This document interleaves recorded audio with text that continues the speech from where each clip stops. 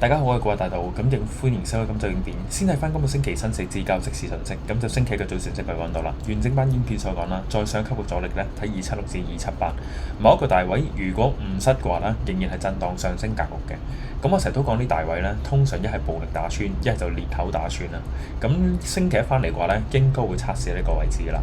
咁我哋月報又講到今個月嘅走勢咧，係先見高位之後見低位，咁第三步見咩咧？咁就大家去估下啦。咁就應該星期一翻嚟嘅話咧，都可能會見到低位先嘅。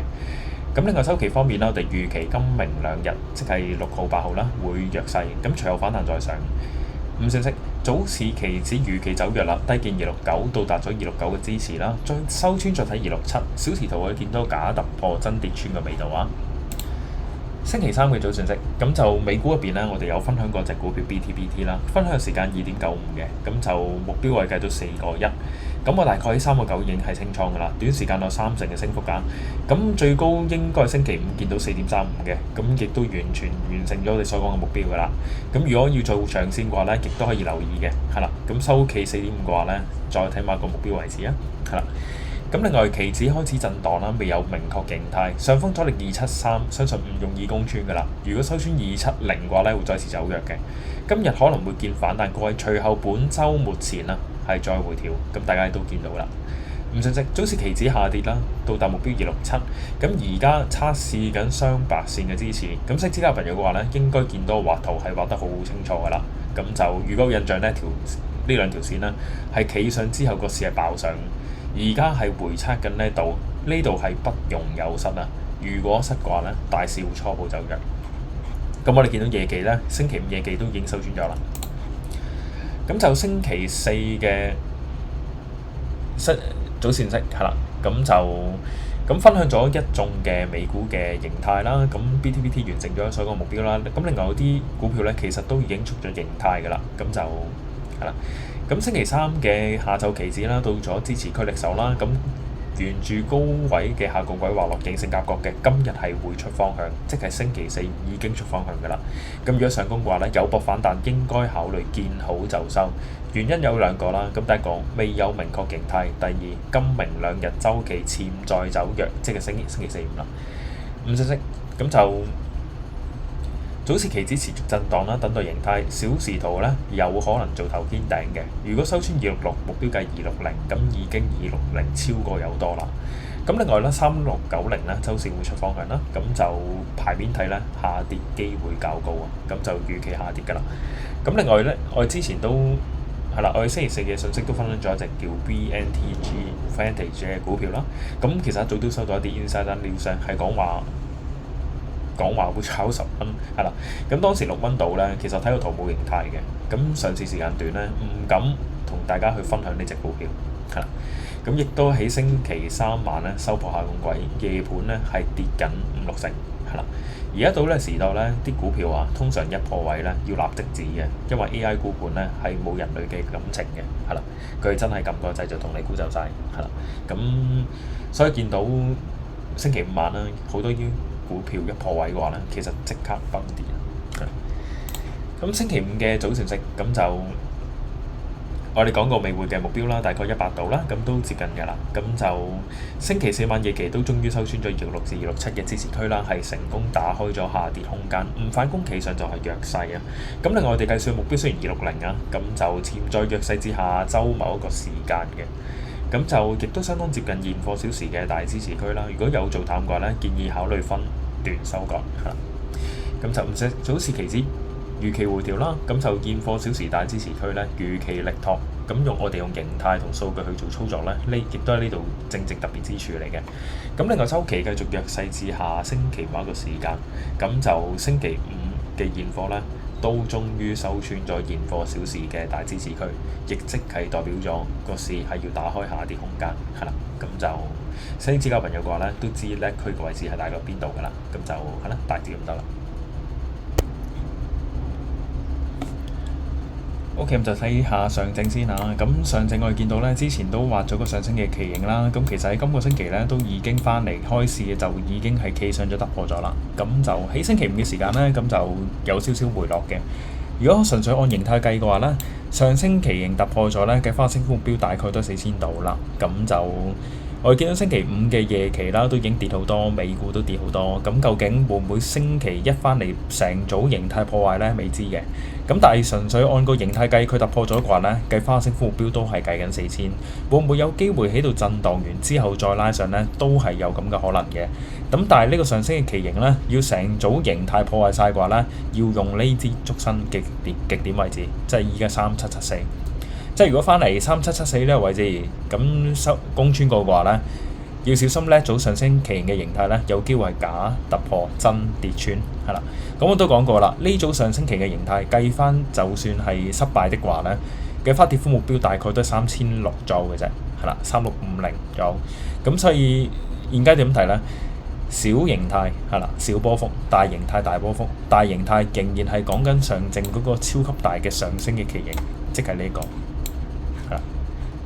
而家突破咗㗎啦，而家做緊個小形態係啦，咁好簡單嘅啫。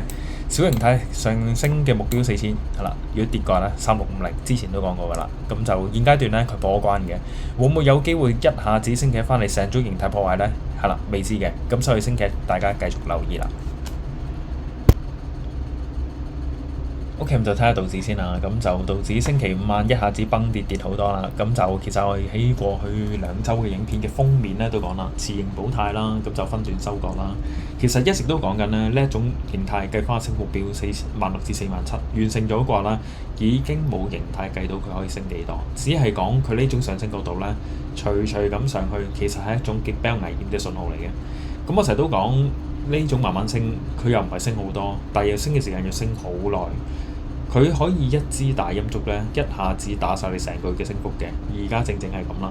美股如果睇翻咧，過去一段時間咧，都係不停做緊呢啲形態，係啦，升唔係升好多啊，咁但係又升好耐。但係一支陰燭咧，打翻晒你成個月嘅升勢，係啦，即係之前都好多形態係咁噶啦。咁我哋特別唔再回顧啦。如果有興趣就不停睇翻之前嘅影片啦。咁所以都講。有做好嘅朋友嘅話咧，應該要慢慢收割啦。咁如果收穿咗呢啲位置嘅話咧，應該都係要離場先嘅。咁但係而家咧呢兩條藍色線咧都收穿咗啦。咁我都會講過一條咧，都可以講係生命線咁滯啦。45000呢條紅色虛點係啦，虛線嘅位置啦。如果呢個位收穿嘅話咧，係要考慮美股出大型假突破係啦。之後會唔會跌咧？係啦，崩跌咧？崩跌有傾向唔會嘅。咁但係如果假突破嘅話咧，佢往後跌幅都可能會跌多成1000點，係啦，1000幾2000點嘅，係啦。咁所以45000呢個大位嘅話咧，要觀察下會唔會嚟緊嘅時間收穿啦。如果收穿嘅話咧，就要有呢個可能性，係啦，要考慮嘅可能性啦。而家就咁睇啦，形態我覺得有啲似頭肩頂啦，係啦，左肩啦，頂部啦，去到呢個位置會唔會話個右肩再落咧？有可能嘅。咁所以43500度咧，大位嚟㗎啦。除咗45000之外啦，43500都係大位，係啦。咁同埋咧，大家可以見到呢度都有個少少嘅裂口，係啦，少少裂口。咁就即係如果睇我嘅影片睇得耐嘅朋友嘅話咧，都應該知我講個裂口理論咧係好好用嘅，係啦。留低裂口係啦，呢度出咗個下跌裂口，應該係要跌落去嘅。反攻企翻上，跟住就成為佢嘅踏板，搭咗上去啦，係啦。你見到裂口咧一路冇收穿啦，係啦。即係我成日都講求嘅理論就係裂口補冇所謂嘅，最緊要佢係能唔能夠企得上，係啦，跌得穿。如果係企得上位跌得穿嘅話咧，呢一個係一個信號嚟嘅，係啦，係一個信號嚟嘅。咁所以就去到呢個位置。咁下星期翻嚟，如果真係假設要再次走強，可以點做啊？要企翻上呢兩條線咯。咁而家呢個位置大概458，跟住463度啦，係啦。咁即係最低嘅 target 就458啦。咁如果企上463就最好啦。咁但係現階段睇咧，好似都有一啲難度啦。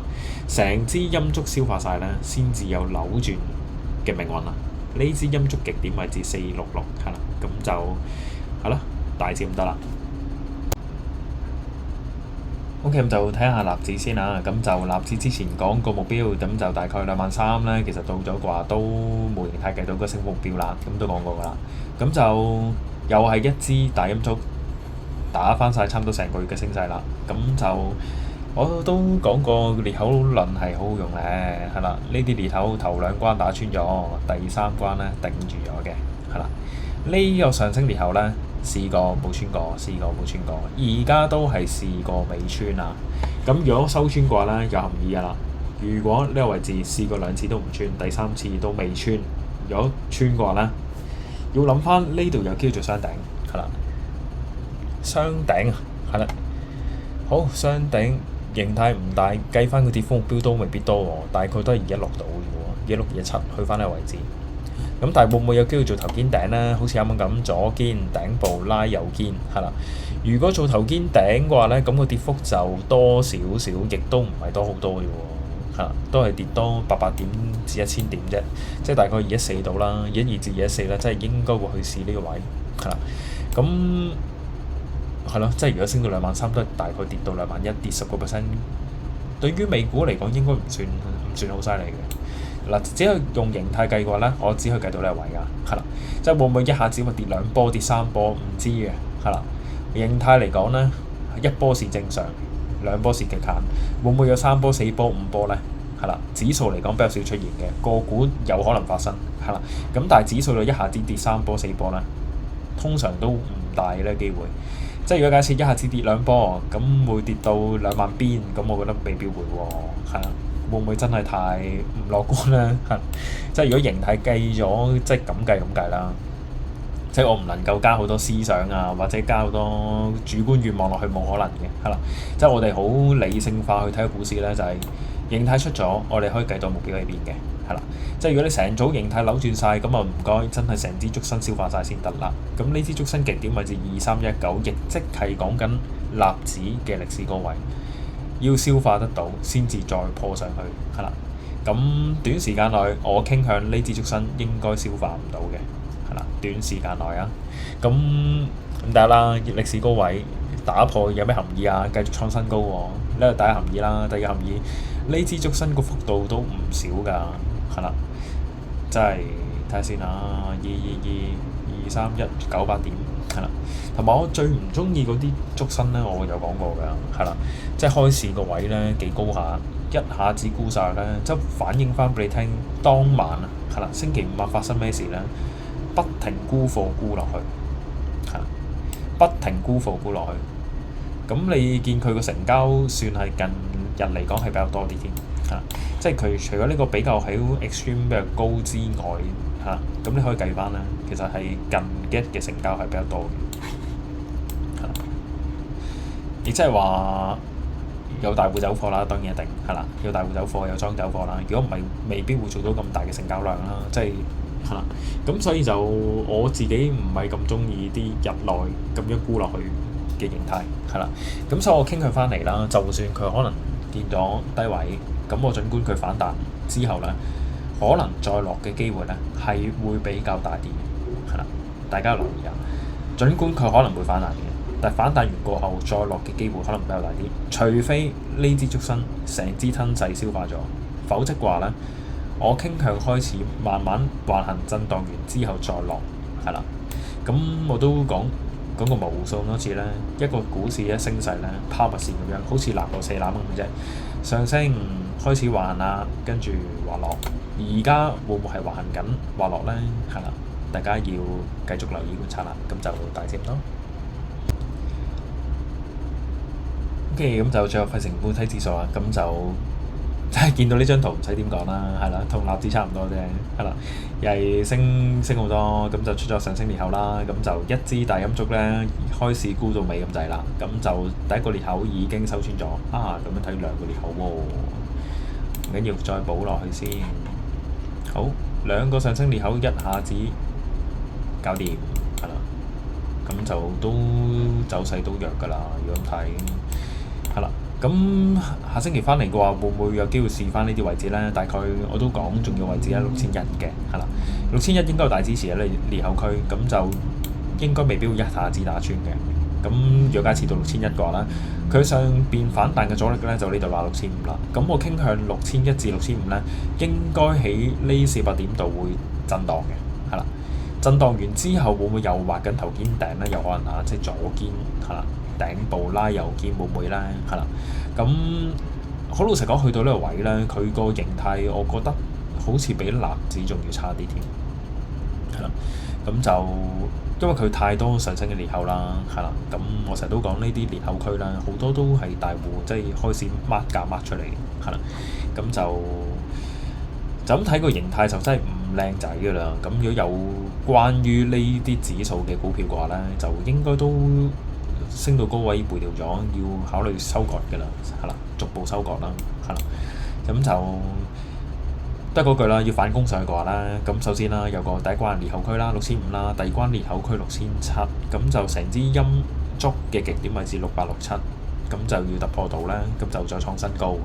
咁同人哋要消化咧，我傾向都唔係短期內可以消化到嘅事嚟㗎啦。